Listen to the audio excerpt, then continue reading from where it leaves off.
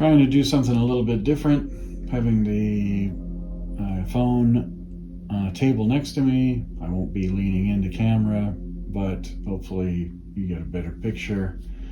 So we're going to be playing the Atari 50 collection, 50th anniversary celebration. Just a teeny weeny bit of background. So last time I did the At Games Flashback Classics Volumes 1 to 3. Just looking, again, we're just looking at the arcade games. Now that was, the emulation in that was done by Code Mystics, and the emulation of this is done by Digital Eclipse. Now a little bit of history is probably in order here. So Digital Eclipse was a company in the 90s that was doing emulation at a time when, well, that wasn't really a thing, at least certainly not that I recall. You will find things like little isolated projects like the Space Invaders collection for the PC Engine in Japan, and a similar release on the Super Nintendo that are very much look like emulated versions of Space Invaders. I mean, they're very precise. I don't know 100% if they are emulation, but it's close enough that, as far as I'm concerned, it might as well be. But Digital Eclipse, that was how they made their name, really. I mean, the killer app for me, the reason I bought a PlayStation when they came out in the 90s and eventually retired my Atari Jaguar experiment was because of Williams Arcade Classics. And it wasn't just the fact that they were doing emulated versions of some of my very favorite arcade games, but the fact that they included interviews. I mean, really kind of leveraging the compact disc medium, the CD-ROM medium, in a way that other games on earlier CD-based consoles were, using like little cinematics maybe, or music and things like that, but actually including interview clips with people like Eugene Jarvis was quite amazing. I mean, really, not just here's the games, but here's the creators, here's their design philosophy, was pretty impressive and fascinating. Some of this I knew because I had read in magazines like Joystick that interviews with people like Eugene Jarvis. But it was nice to see a bunch of creators from designers and programmers from Williams, and then later in collections focused on Atari games. Both in the incarnation when Atari was all one, and then afterwards when it split into those components, arcade primarily and home console divisions owned by Time Warner, and those owned by the Tramiel's Atari Corp. But interesting, historically, Eclipse was bought by some other outfit. I can't remember who offhand. You can look that up on your own easily enough. And then it ceased to be a going concern for a while. And Codemasters was founded by I think it was the CTO of Digital Eclipse. And there are people who say that Code Mystics, rather, not Codemasters. Code Mystics is in fact more of the inheritor of the legacy of Digital Eclipse because of the fact that most of the technical people who created the emulation engines went on to work for that company. But Digital Eclipse was resurrected as a brand several years ago and is now owned by Atari. And regardless of where the people who formed Digital Eclipse in the 90s ended up, Digital Eclipse in the 21st century, certainly, if you look at this collection, if you look at the Karateka retrospective that recently came out, and the upcoming one on Lamasoft, the spirit of kind of curating and archiving not just the games themselves, but their history is certainly alive and well. So with that, I will just say this is not a review of Atari 50. It's a great compilation. It covers the span of Atari Corp's output with some fairly glaring exceptions, which I will mention, and I have already mentioned on the Flashback collection. the mission of Battlezone, not just because Battlezone's a great game, but because it led to a relationship with the military. A version of Battlezone was made. You can find the ROM online and play it. That added a lot of bells and whistles, more complicated controls, because it was used as the basis of a simulator for the Bradley fighting vehicle, produced by the U.S. military in the early 80s. So not having it here is kind of a glaring omission, and I do wonder, was there no opportunity to do a licensing deal with Rebellion, who acquired the rights after Infogrames, which is what we evolved into what we now call Atari, went bankrupt and sold off to Rebellion. Could we not have had that as a piece of DLC, possibly? Even if it was a premium price, there is no other way that I am aware of presently to play the original Battlezone arcade game. If you buy the Battlezone Gold or the Battlezone VR version of the game on PlayStation or other consoles, platforms, there is something called Classic Mode in there, but it is 100% not the emulated Battlezone. It's basically just a reskin of a specific of the game that was sold in several years ago, and it's fine, but frankly doesn't scratch that itch.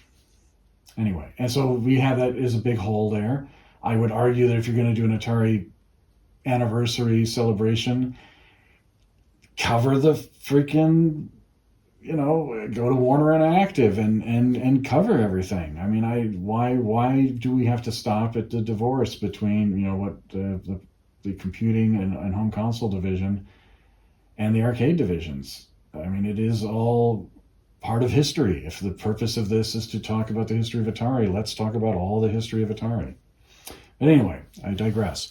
So we're just going to look at these arcade games. There is a lot in here. The Flashback collection, there's some notable differences. There's games included there, especially in Volume 3, that you will not find in Atari 50. The layout of this allows you to go through a timeline, right through the entire history of the company, leading up to the divorce and then past. But it is basically just Atari Corp and the joint beginnings from Nolan Bushnell and the early days of when it was before the Time Warner sell-off of the console and home computing divisions. But I will bypass that and just go straight into the arcade bit, or the games library, and let's look at we can sort by platform. So we're going to look at the arcade. So I can sort by platform and just look at the arcade games. Now within this, it's sorted by year, by alpha, not by year. So we'll get a different, I'm not going to complicate things by hopping around and making this any longer. It has to be the game library in Atari 50. There are less titles than there are in the Flashback series. So if I can do that in less than 90 minutes, I bloody well better be able to do it for this. And right off the gate, you can see some major differences in the lineup. So AKA-R, this is a prototype. It tells you what it is. We select, it has a basic description of what the game is, and you jump in and play. Now, I want to see the controls once you're in. I'm on a PS5 again, so you press the touchpad to pull up the game options. It would be nice if you could access the game options before you launch the game, but there may be reasons for that. Controls. Now, this is one of the notable differences between the Flashback Classics collections and this. Now, one of the things about Digital Eclipse and the Williams and then later the Midway and Atari volumes that they did on the PlayStation was the degree of control customization. And for some reason, we have decided not to do that here. So you'll see that some of the controls, like the directions and the insert coin button and the players to start button, cannot be changed. These are grayed out. We can't remap these. And we can't remap the start button. We can remap the fire buttons if we want to, power blaster and the zoom button. but that's it. There's a screen mode. We can make it full. So full is going to be your original aspect, wide to fill your screen. Well, full is, I guess, more, it'll fill vertical. Original looks like it is, in fact, more of a proper aspect, but it will window box the display, which I don't want. So full is going to cover it for most things. You can put a filter on it. If you want it to look like a monitor, it looks like put some lines. We'll try the filter. I have it on normally. And there's a border on off. And I think that the border, if I'm not mistaken, is basically some kind of, there's a bezel art here. So let's play the game. Okay, so I'm going to start on level 1. I can't even remember. Oh, well, I'm advancing. No, I don't want to advance it. Okay. No. 10, 1. Power Blaster to start. Okay. I have played this game before, interestingly, and there is a... now, this is an analog joystick game, so I can't use the D-pad. So you might be saying, well, because I did mention the button remap, well, what if I wanted to use a D-pad? I mean, clearly this game was built in the arcade for either a trackball interface or some guys got into my area, so now I need to do this, I guess. I was going to say that Jeff Minter, not long around the time this came out, did an updated version of ACA-R for the PlayStation and probably for the Xbox and PC. But this is the actual, the unreleased arcade game. And Jeff Minter's is a lot more, kind of cuckoo for Cocoa Puffs visually, as is his signature style. So it is kind of, you're shooting the things, and now they're doing it's like a reverse Space Castles, basically. So I'm the castle, the turret in the castle, trying to fight off these enemies before they blow my shield away, and then if I fail, they clobber me. Well, you get the picture. It's an interesting game. It's a little chaotic for me. The fact that you have a center, if they get past a certain point, you have to zoom in to then shoot them. There's a separate button for that instead of automatically taking me in there. I guess it's a strategic decision because they're dropping. I think those are supposed to be bombs, little circles that were filled in. I don't know. All right, so we go back, and then we get asteroids. Now, this is one that's going to potentially annoy me slightly. Now, I did play with this before I made this video. You can change the glow of the vector graphics, but I note that it is not remotely as dramatic in effect. I mean, it's showing you kind of in the background the idea, but the fact is, when you play it, nothing like the Flashback Classics. Flashback Classics vector glow effect is far more interesting than the one used in this collection. I think it looks more like an actual vector display, and this is fine, but it's just not as dramatic, I guess. This is kind of cool, though. This is the stuff that I want from this kind of compilation that is missing from Flashback, is the advertising, documentation. I mean, look, you can even see that they had a different, I never saw one of these in life, a cabaret version of it, kind of a smaller cabinet, and an ad for the cocktail table version, which I also don't think I ever laid eyes on one of those. So it's that kind of stuff, that history stuff, I really enjoy. And we can remap controls pretty freely here. I like this. So thrust. Let's see if I can make it like a button, I think. Yep. I like it to be up in the D-pad. I appreciate that quite a lot, actually. Hyperspace, I like to leave it on the circle. I'm going to make fire weapon a square, but I do like to have my hyperspace out of the way so that I'm not accidentally hitting it and bringing about my own demise. So I played this a few times, so let's see. Did I do a 2-player start? I did, didn't I? Well, it doesn't matter. I'm not going to play a full round of this anyway.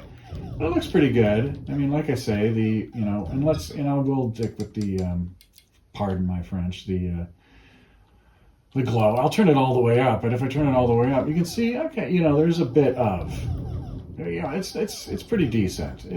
But I think that the glow effect in the flashback collection was a lot more dramatic. Like you could really turn it up, and it looked like, hey man, we better get our cabinet into the shop. It's not healthy. we're gonna blow the picture tube on our vector display if we don't get the electron gun retuned or whatever. I'm using real terms, not necessarily correctly. Please do not correct me because I don't care.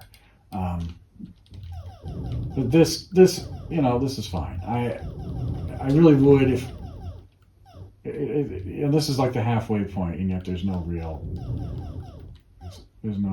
to me, this might as well be glow is switched off. So I think that the range of what you can do with the glow is more dramatic in the flashback classics. Anyway, you get the idea there. I'm gonna rush through some of these because I have played these games on Asteroids on three other collections. So do we really need to play a full game of Asteroids? Probably not.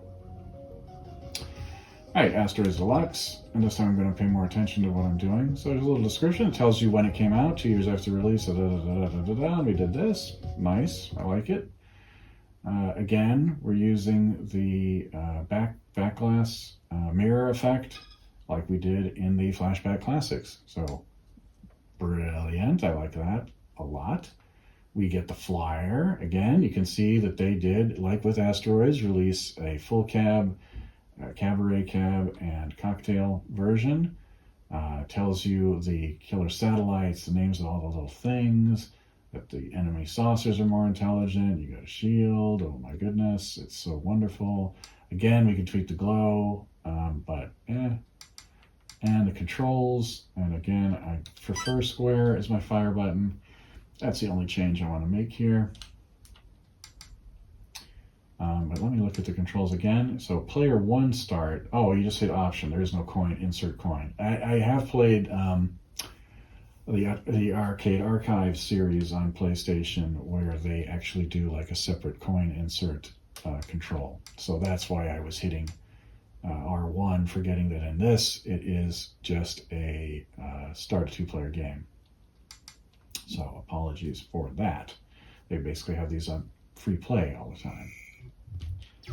And it looks great, the back glass being, this is interesting, the aspect of this. Let's see. Yeah, so you can see that they've zoomed in the artwork, it looks like, to fill your TV screen in lieu of having a border.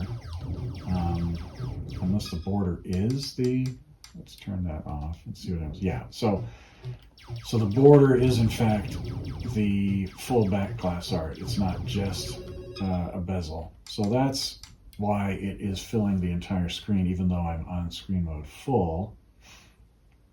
But if we put it on original, you can see that now I'm getting a display that looks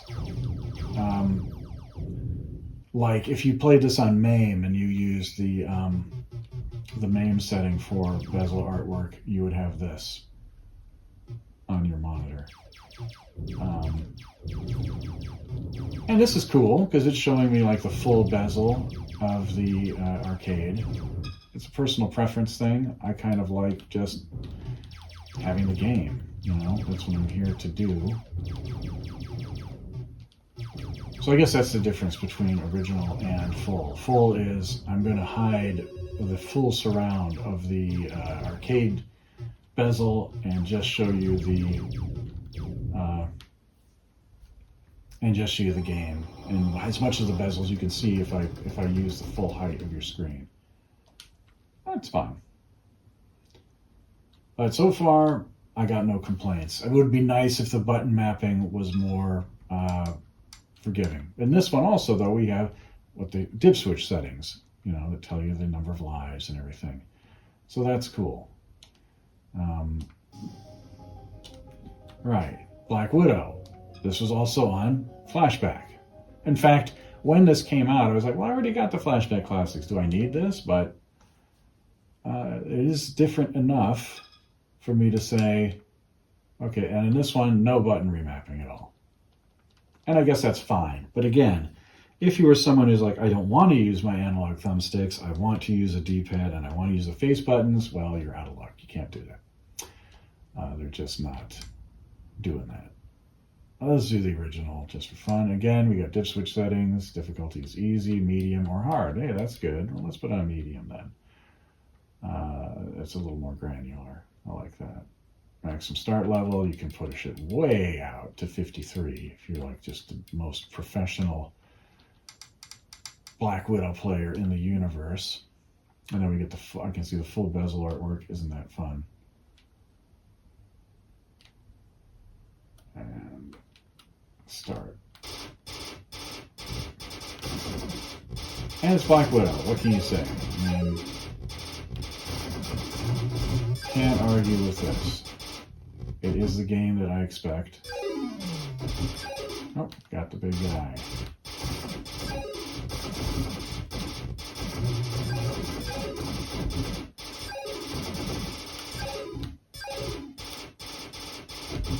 Oh, bad bugs. But this is cool.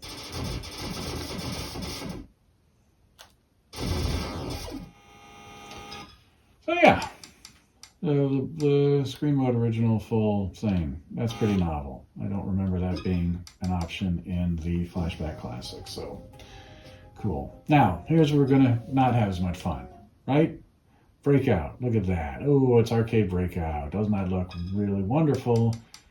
And let's, I got the filter on, and I think the filter looks pretty good. Got the flyer, again, I dig that. Now we're able to do save state manually. I think we could do that before, but I'm just noticing it now. All right. Controls. So I can remap the serve button, and that's it. And they're going left and right on the D-pad, and that's what you got. So let's try the game, see what I can do.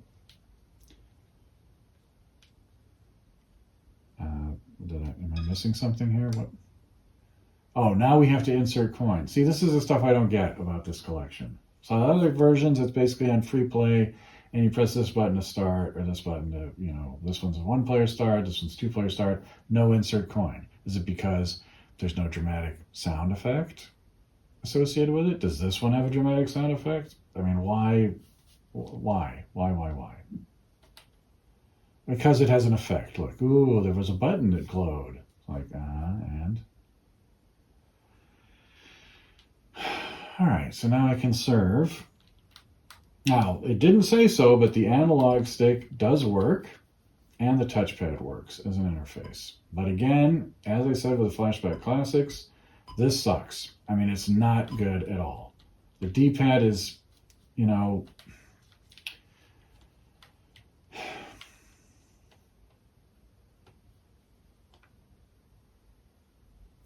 it just doesn't, oh God, this is just embarrassing.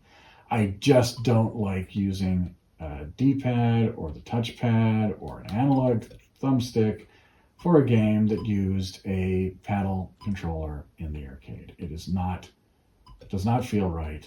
There is no way I could play a game remotely as high level as I could if I had the original controls. And after a little bit of research, I found that, in fact, no, although the PC version of Atari 50 will support mouse and keyboard controls, the PlayStation version, despite the fact that the PlayStation, and I believe also this is true of the Xbox, despite these machines basically being a PC with, a more user-friendly console-type front end on them, do not, and in fact, you can use a keyboard and mouse on a lot of PlayStation games. Not an option here. Why? I can't imagine the game code was that different. So, would have been nice to be able to at least deploy something like a trackball to try to play this game. So again, my Atari 2600 Plus is the way to play anything like that. Centipede, I can't imagine this is going to be too crazy. Flyers, neat. I do love the flyers. Div switch settings, difficulty easy or hard. Oh, so our friends in Arcade 1-Up were not messing with us. They really are just two choices for this thing.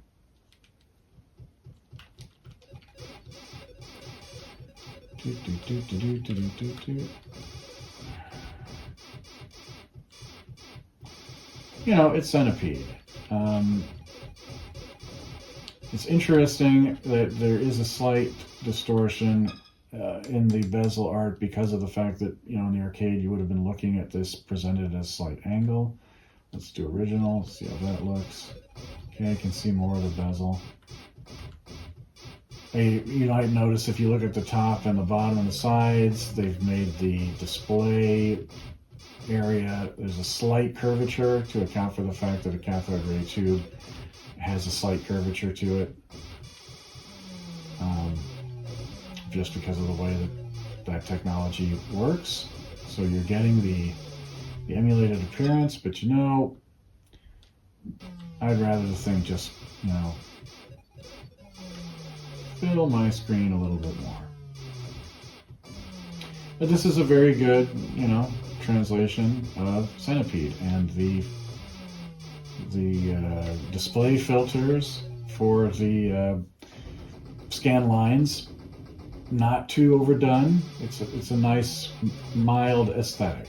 I prefer them a little more when I'm playing Arcade Archives games. I tend to turn it up a lot more, but this is pleasing and close enough to not make me very unhappy. Unlike the arcades, which are all or nothing, applying everywhere and don't look great.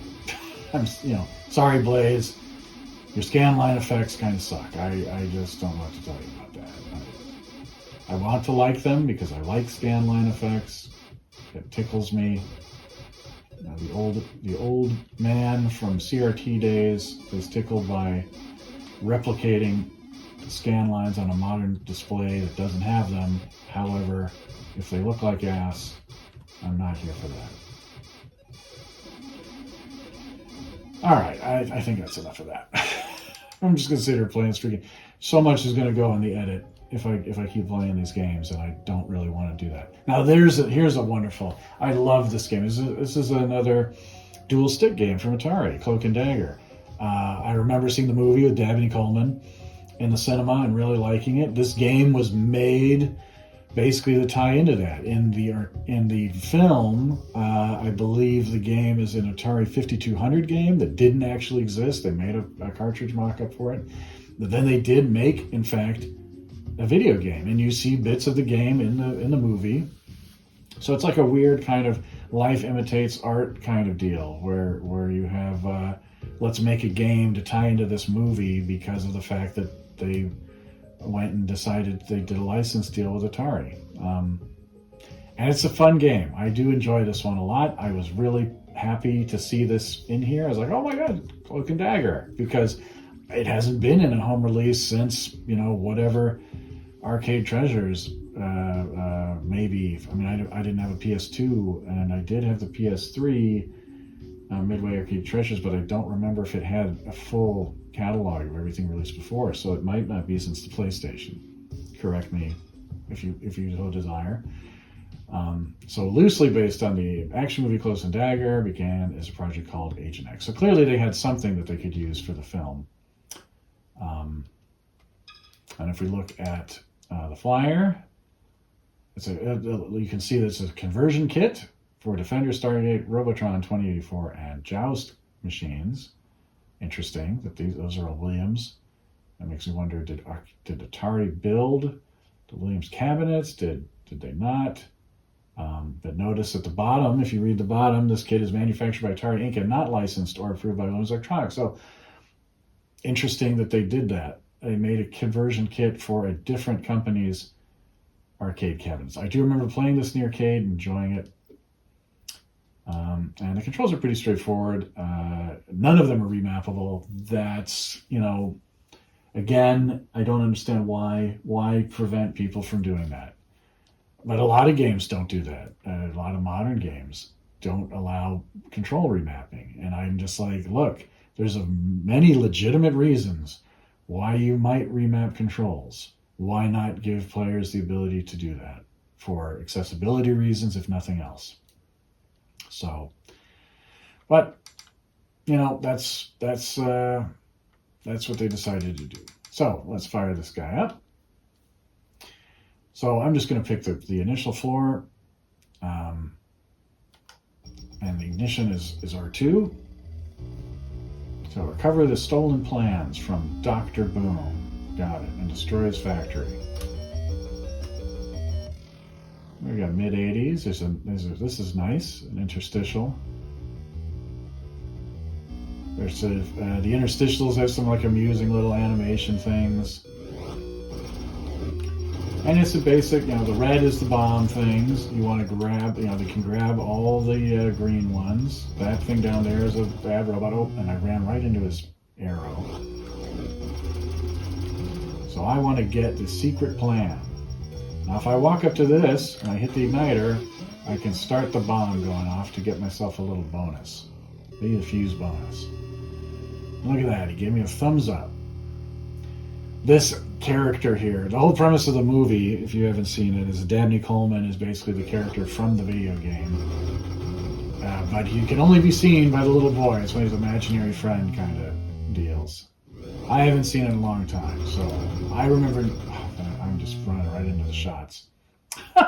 Probably just as well. I'd be sitting there for a while. But this is a really fun game. I'm really happy that it was included here. I would buy this collection just to have access to this. Yes, I want to quit. So a lot of this is just the presentation. Fantabulous. All right, first illuminated trackball controller. Okay, interesting. And it tells you that Crystal Castles has a definitive ending. Will I ever see that? Probably not. I'm not good enough at this game. My initials to the contrary. Let's see. And I can only remap the jump button. Why? Why? And we have an insert coin. The jump starts the game for one player. R1 is the two-player start. Okay, fine. And we got, again, the bezel art. It's great. Oh, and I haven't done this, so you can zoom it in. It's a pretty good thing. You use the R stick to pan over. You can hide this. You can read it, which is good. Good stuff. Really, I can't fault the presentation. What I do fault is not letting me have the controls that I want to have. And again, as with the Flashback Classics version, I can use analog or D-pad, but, and here's our problem. Aha, okay, we do have sensitivity. Good, and we can invert. So let's turn that down a bit, because it was going a bit bonkers for me there. I see, I'm pressing X. I remapped the button, and I'm pressing the button that it was remapped from. That should teach me something right there. You think you want that control. See, maybe they shouldn't let me remap the controls. I thought I wanted it remapped to square, but really I probably didn't, judging from the fact that I pressed the X button at the wrong moment and just died instead of jumping over my enemies. What can I say? Da-da-da. I got the last gem. Trees. Evil trees. Right, let's see if I can... Yeah, full force. All right, let's see if I can get up here before the... Nope. Can't get up here before the hat wears off. This horrible skeleton. He's probably gonna... Oh, did he not? Oh, you didn't get me. You didn't get me, skeleton. Yeah, Yes, and there's no bees to kill me. I love that. Of course, there's no honey. I guess that's why. I am using the analog thumbstick. Let's try the D-pad for this. Oh, yeah, this isn't good. The thing, I took his gems away before, and I didn't get a chance to clobber him. But now he has found the other gems, so if I'm stealthy enough... Yeah, there you go. Alright, and his friend is coming. Is he going to find the gems? He might find the gems that I'm taking, and he's just going to run around mad until he gets me.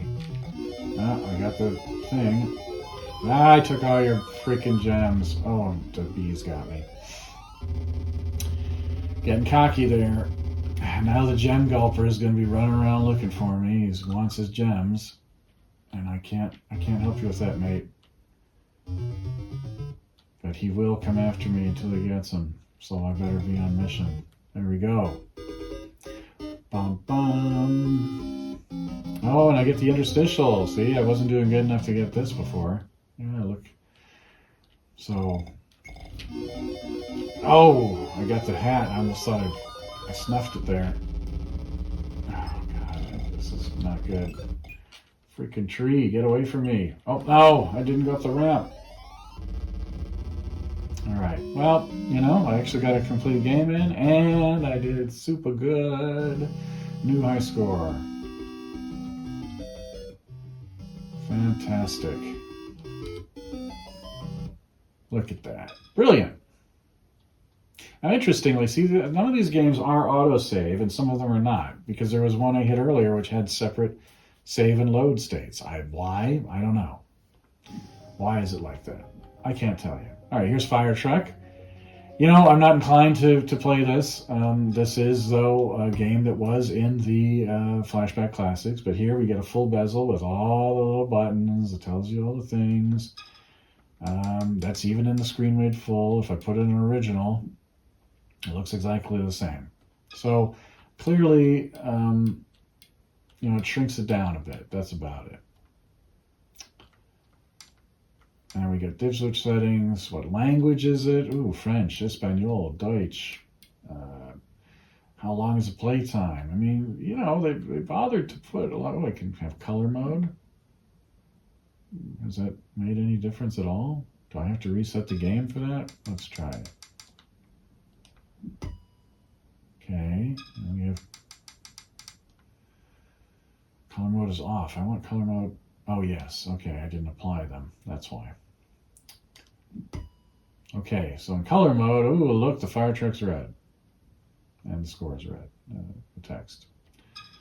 Anyway, do I care about that? No, I do not.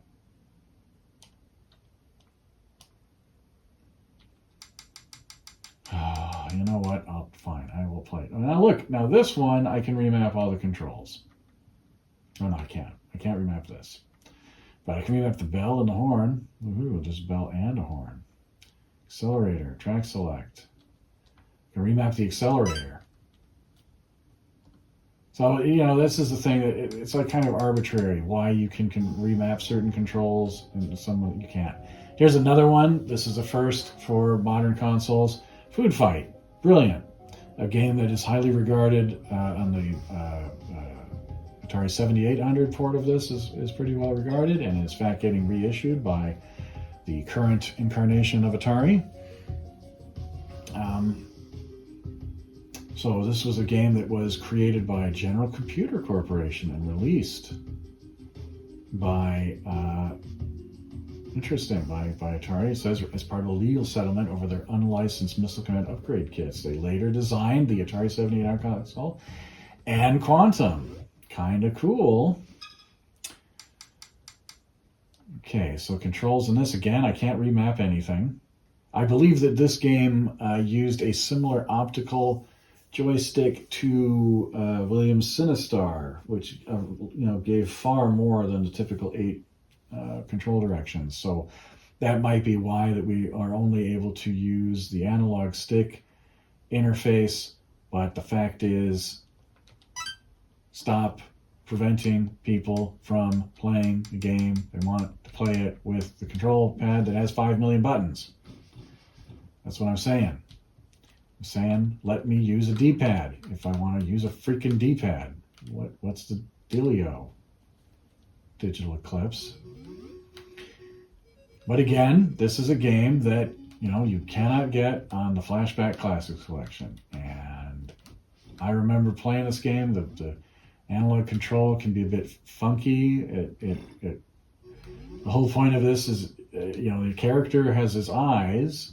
The eyes I remember reading about the design of this game somewhere, that the eyes moving around is to help you see where the character is actually traveling, because of the fact that the degree of movement in the stick was so great that they felt that players could potentially be confused by where they were going. So you have the eyes that move to show you where you're going. It's a very colorful game. The action's pretty basic. Get the food. The chefs are going to try to hit you. You're having a food fight.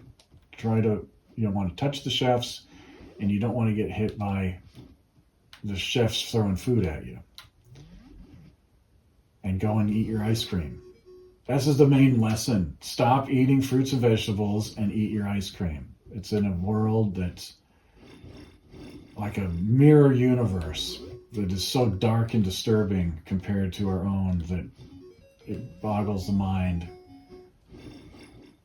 to imagine such a strange parallel world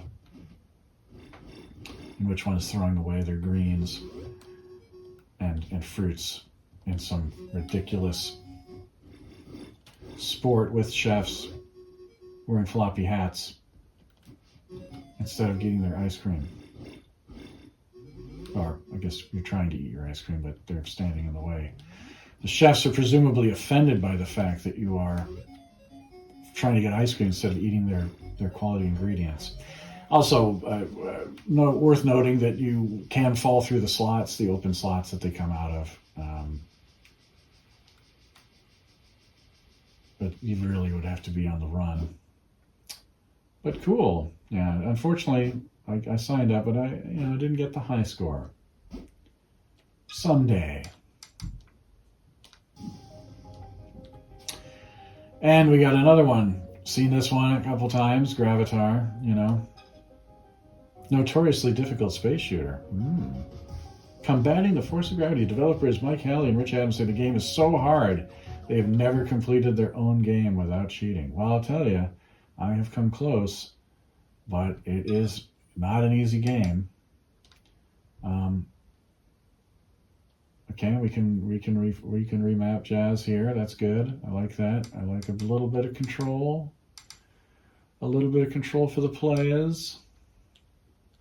And again, binary control choices. You can either have it easy or brutal.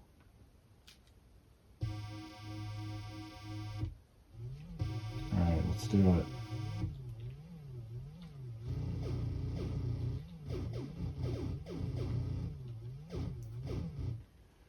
Oh, I've shown this one off on the Couchcade and on the Flashback Classics collection. And, not really that different from either of them. If I had to pick out anything, maybe if you look at the thruster when I'm not thrusting, it's got a little twinkly effect on it that I don't remember noticing on other versions of the game. So that might be a nice added detail that they've thrown in there. Or maybe it was there and I just didn't see it. I don't know. But it's Gravatar. What do you want? And here's another unique one for this collection. So again, a game that I haven't seen since the Atari Classics collection on the PlayStation way back when in 1990, whatever, 7. No, it would have been like, 96 or 97, something like that. But this was a game I played in the arcade. I really enjoyed it. It tells you it had a magnetic Hall effect joystick and offered a non-gaming mode in the form of the 3D art playground dubbed Doodle City. I really like this game a lot. Once again, my controls, I have very little controls remapping. I can remap the fire button, that's it. Now, the original arcade game did in fact have an analog joystick, but once again, not necessary to restrict what I am doing to analog controls just because of some kind of notion of purity. It's not necessary for this, really. We don't need to stop people from using a D-pad in a game that arguably could be played with a D-pad. I just don't see why. Oh, and now look at me. So now here's a rare exception, and it does in fact work with the D-pad. Well, so this is this is a minor complaint. It's not significant, really. But why? Because some of these games have analog controls, and no, you cannot use the D-pad. The D-pad doesn't work. So it isn't consistent. It is, you just kind of have to suck it and see, as we say in the UK, and just maybe you'll be able to do it, maybe you won't. I don't know. But I do wish that it was... yeah, I know I'm not supposed to jump. I've played this game before. I'm not focused. Look for the eye to close. If I jump when there's birds flying, yeah, I can shoot them.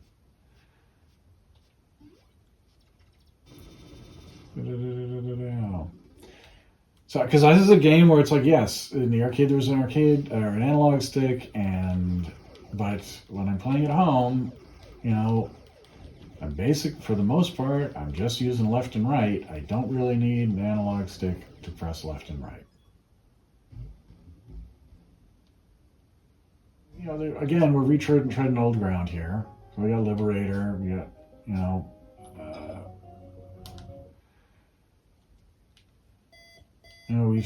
we've seen this game before.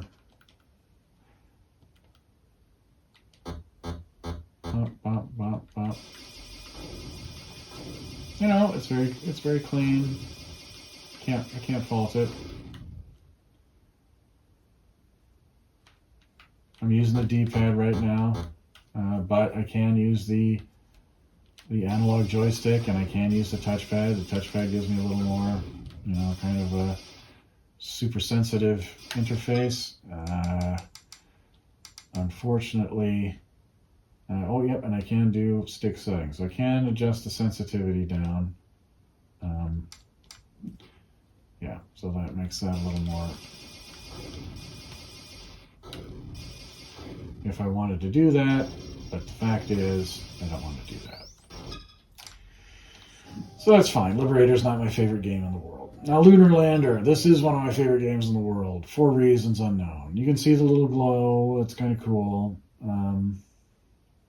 But let's take a look. Now, you might remember when I was looking at the Flashback Classics, the bezel having the actual analog thrust stick and all this other great stuff there. So let's see.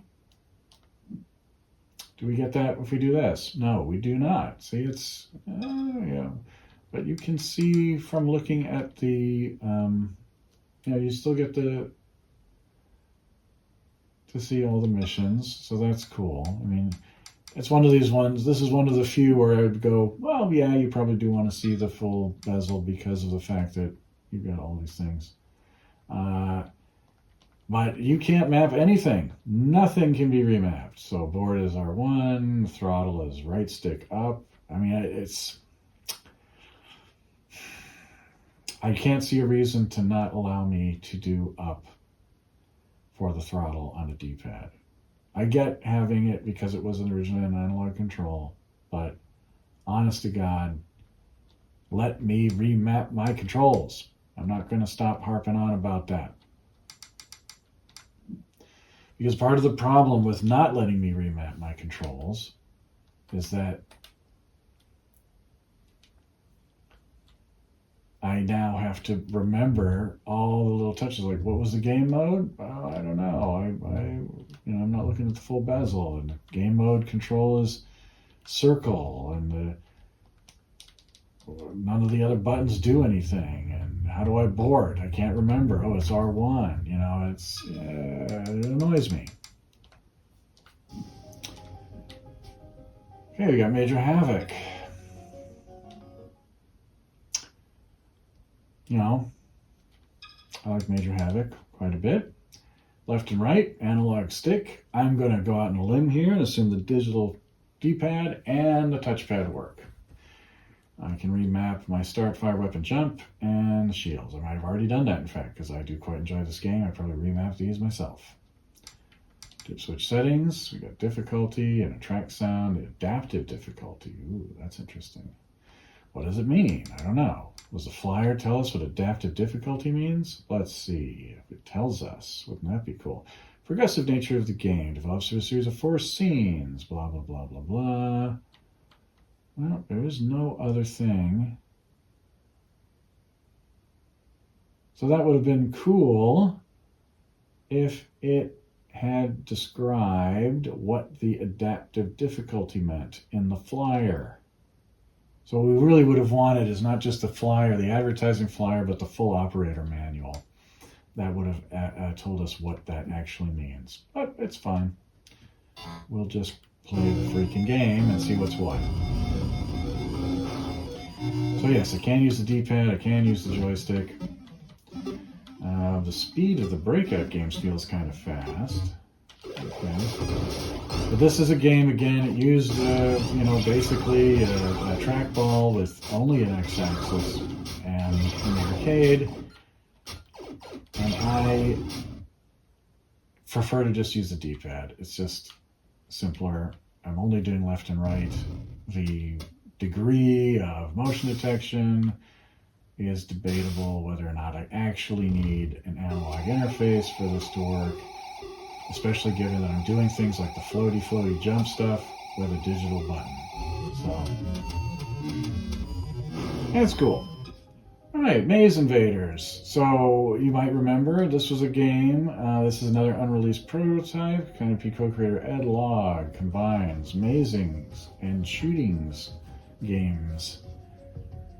Didn't test well enough to reach production. And this is a game that was in Volume 3. This is one of the few not ancient, early, 70s era arcade games that nobody remembers from Volume 3 of the Flashback Classics collection. But that was the first time I'd ever laid eyes on this. So by the time this came along, I was like, I played this game. I know what I'm looking at. And look, I'm this weird guy. If you remember that one, it's the whole thing of this game is walk around, grab all the fruits, shoot all the things that don't look like fruit. Oh, they only paused though. Oh, and I touched it. I couldn't stop myself. All right.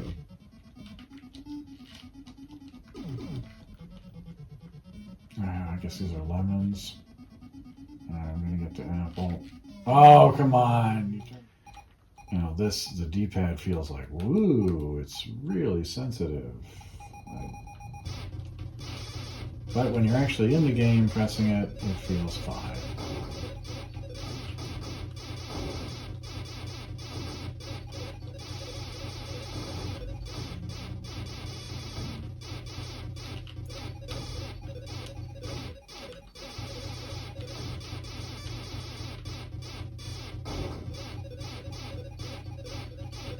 Oh, come on.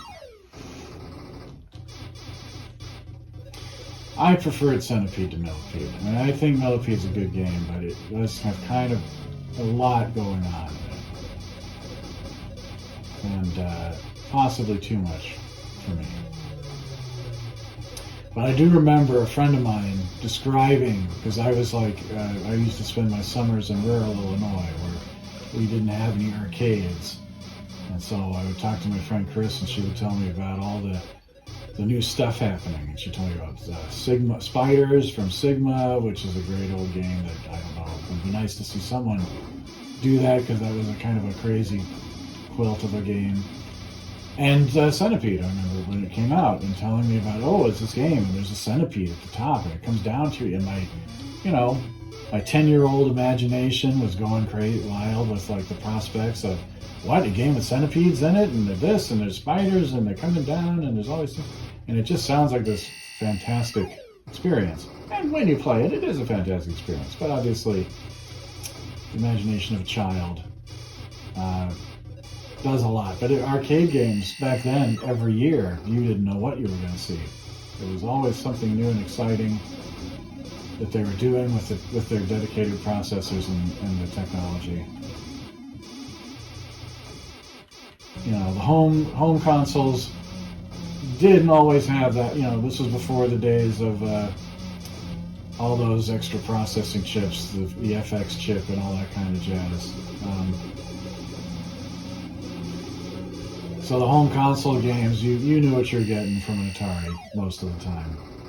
Because the arcade was where all the new and exciting stuff was happening in the early 80s. All right, Missile Command.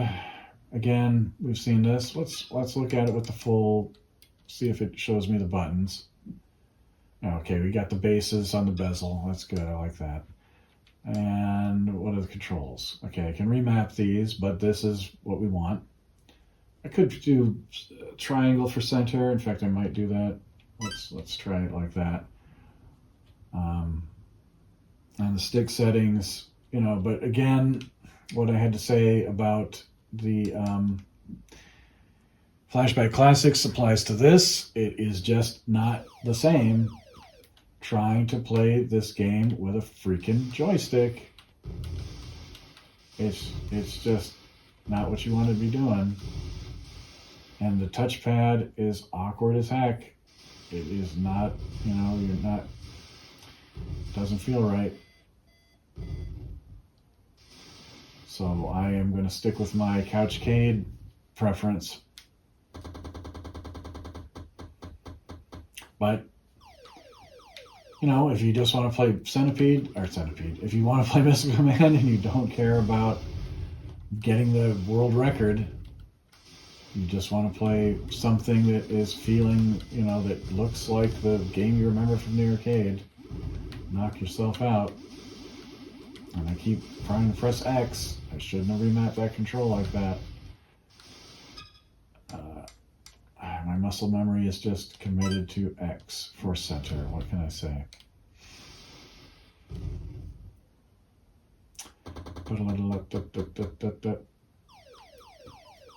And I am using the analog thumbstick this time.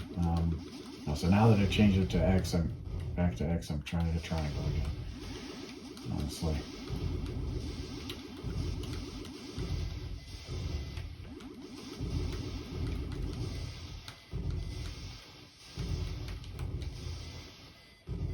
Boom, boom. There we go.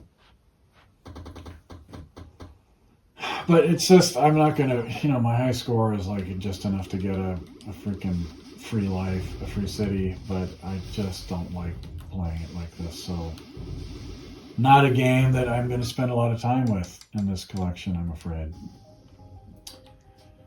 Pong.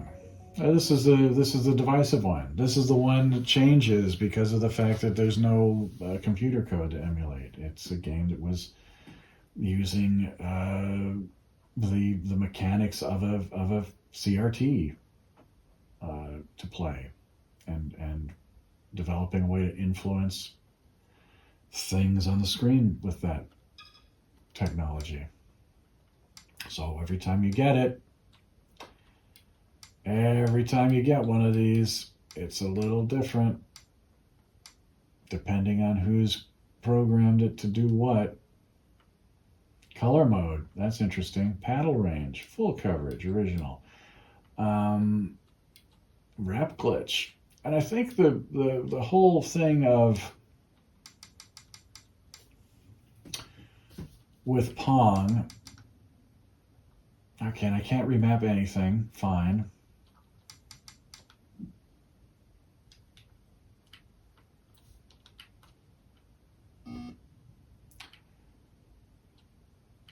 And this is so. Here is something that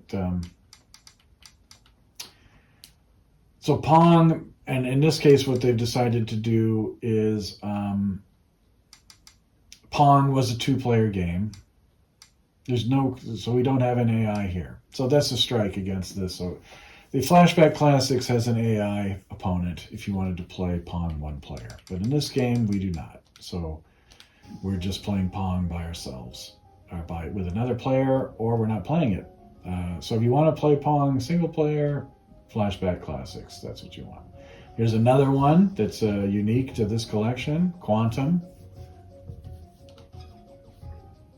And again, this is a trackball game. I think this should have been in a Couchcade. I don't understand why it's not. It is not a two-player simultaneous game.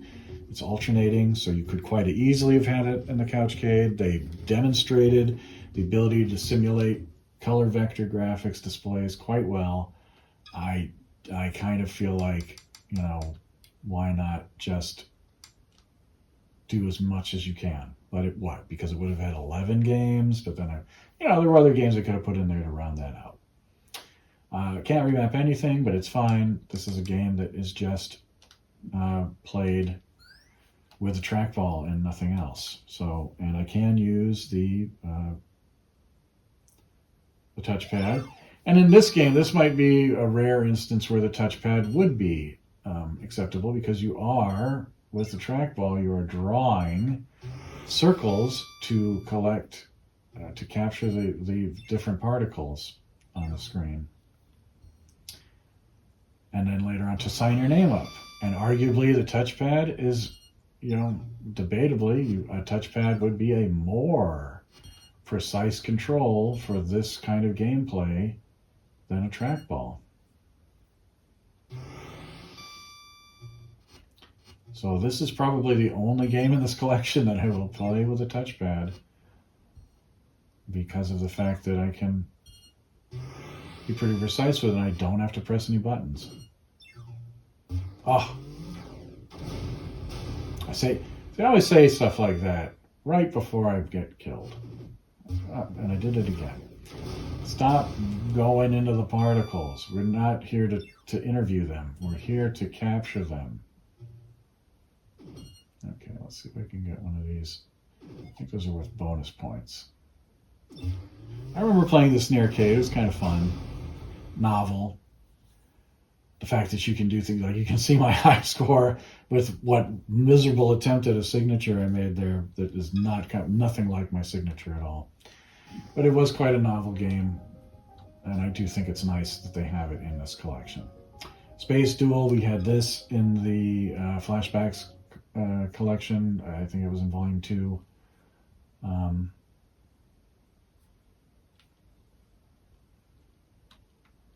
Alright, see now I need to see the controls, because I can't remember what the heck. What are we using for okay. So what are we doing? How am I selecting?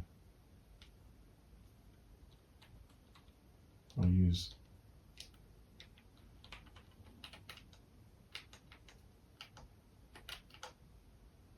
okay. So I'm pressing, so I'm pressing the L2 and R2 to select the game. Where was that documented? I don't remember seeing that there. Game select is R1. Oh, no, I'm not paying attention, but I'm still angry. I'm not paying attention. It's my own fault, but I'm still upset at my own failings, and I will take it out on the game developers, as is my right. Sprint is an offering in the Flashback Classics. I can't remember which volume it is, but it's 3. But this is novel. There was an 8-player version of this game with 8 cars that you each play. You could control. Look at the size of it. 2 people standing on each side, looking down at a black and white screen. So this one, obviously, we don't have 8 controllers on a PlayStation 5. Although, if they had put this out on the Wii U, you could play a game with 8 people. I mean, it's you could link like a dozen, or it seemed like an endless number. I think you could link like 8 Wii remotes to the Wii U, and certainly there were games that supported that many players. with different people using the nunchuck and the Wii remote. I'm not really going to do much in this. Now there's a little message that pops up. Left stick, point in the direction you want to drive.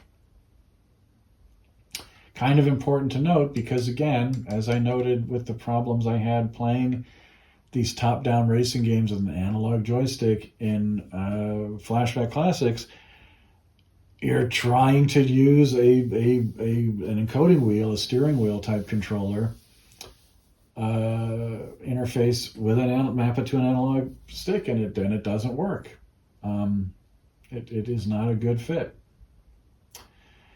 And we can remap stuff here, more so than some of these other games. So that's something. High gear, low gear, they're using R1, L1. I would probably choose R1, R2, just to keep it on the same side.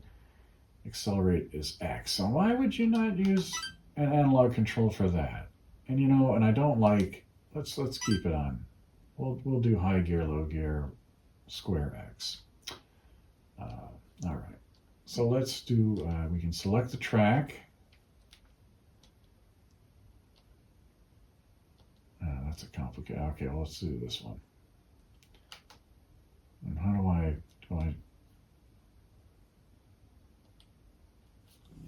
okay, so I can use the D-pad. Oh God, this is just, so I press down to go down, and then right. It just, pressing the control in the direction you want to go is just not intuitive. I'm supposed to be using a steering wheel. And so therefore I keep expecting to be like a rotate left, rotate right type of control. And it isn't. Even if the D-pad, it's the same story. You still like press in the direction. I'm sure there'll be people going, well, you just press in the direction. It's not a big deal, but it is a big deal because if you rewrote the game to work that way, great. But that doesn't appear to, it doesn't feel like that's what's happened here, and it's not intuitive. It doesn't feel right.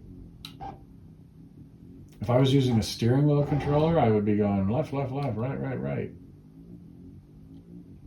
So forget about trying to shift gears. I mean, I'm just happy to stay on the freaking track.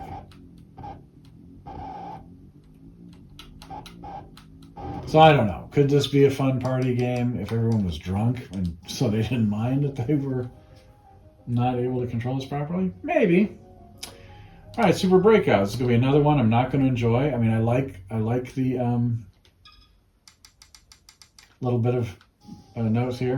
Ed Rotberg updated it with multiple modes that you could change to. Yay, look at that. It's so cool. I love Super Breakout. I really do love this game, but man. Let me try the thumbstick. And again, I can use the touchpad, but God, I don't want to. Now let's see if the tuning is any better on this. I've turned the sensitivity down by half, which means I'm not going to be able to jump on over to get, once the speed picks up, I'm not going to be able to jump over to get the ball like I could if I actually had a potentiometer-driven interface. But I am doing... I just don't enjoy this.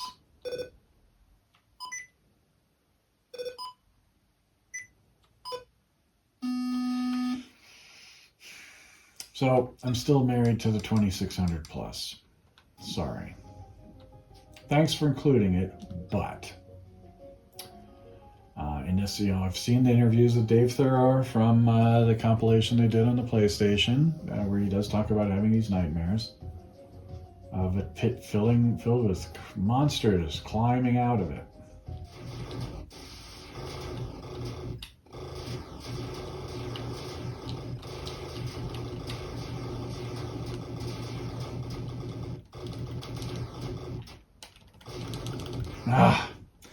problem with the ones that have the angles. It's a lot easier, harder to hit the...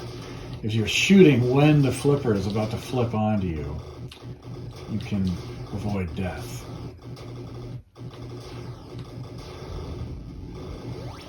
There we go. And you can play this with a D-pad. Oh, but again, I had the problem I did with the Flashback collection, where that just triggered the Super Zapper, and I'm pretty sure I didn't touch that button, or if I did, I barely touched it. Is that a fault of the game code? Is it a fault of my PlayStation controller? You be the judge. I don't know. All I know is I still prefer playing this thing with a dial, with a spinner.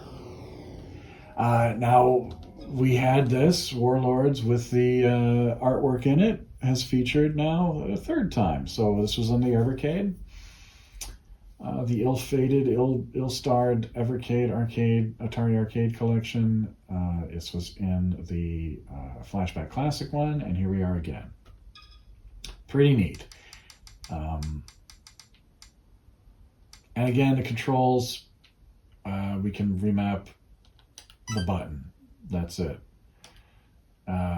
We can choose sensitivity for every player. That's pretty groovy. Again, when we're looking at this control interface, the relative versus absolute position. Absolute is if you were playing with the touchpad for your interface. That means every time you put your finger down on the touchpad, you are... Oh, this, interestingly, we are in the lower left. God, this seems a little bit more sluggish to me, control-wise. It's not as clean. I'm trying to use the stick. It should just be using left and right, and that's all right. But the analog stick felt like it was sticking a little bit.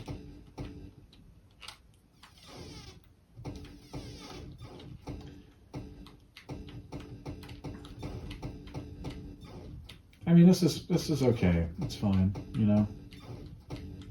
I'm just using the D-pad right now. But again, this is a game that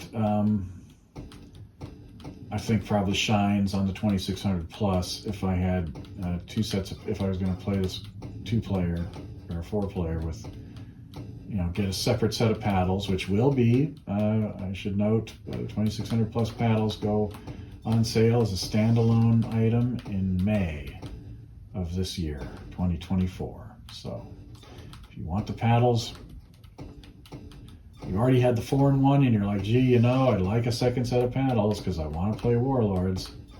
Well, you will get your chance soon enough. You'll be able to buy the paddles without the pack-in. Come on.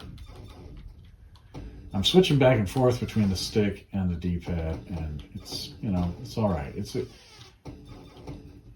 Oh, wow, that guy almost got me. Getting close to the end game. Got to take one of these guys out. Come on. Ooh, this is looking dangerous. We got 3 balls. 3 fireballs on the screen. Oh man, I'm really exposed. Oh, how am I still in this game? There we go. Not bad, not bad. Actually got my name up. How cool is that? So those are the games, the arcade games that are included with the Atari 50 collection. It's less games. You get 50, and then you get these other ones too. Some of these interesting, reimagined versions of games,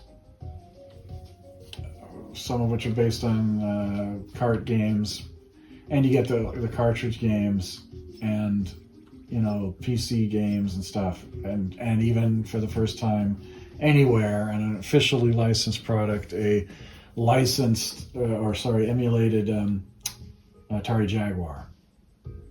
So this collection will be revisited in the future for sure. Next thing I'm going to do is I will go through the compilations of kart games that I have. And I'm not going to play every last one because there's way too many of them.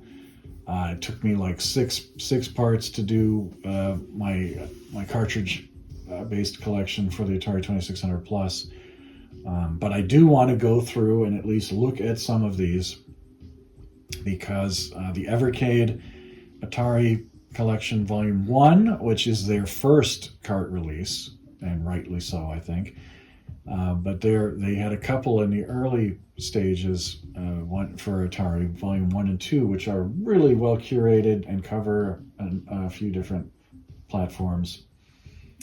And then the Flashback Collection, I didn't go and look at those, but they have a lot of kart games, including what looks like a nearly complete, on Volume 3, there is a nearly complete collection of the M Network games, which is worth looking at, and a few homebrew titles, which you'll also find some of those in here on Atari 50. So look out for the next series in a couple weeks. Maybe I can start them sooner than that. We'll see. I can crank these out. It doesn't take me too much effort. I'm getting better at the edit and all that. So until next time, folks, keep on gaming.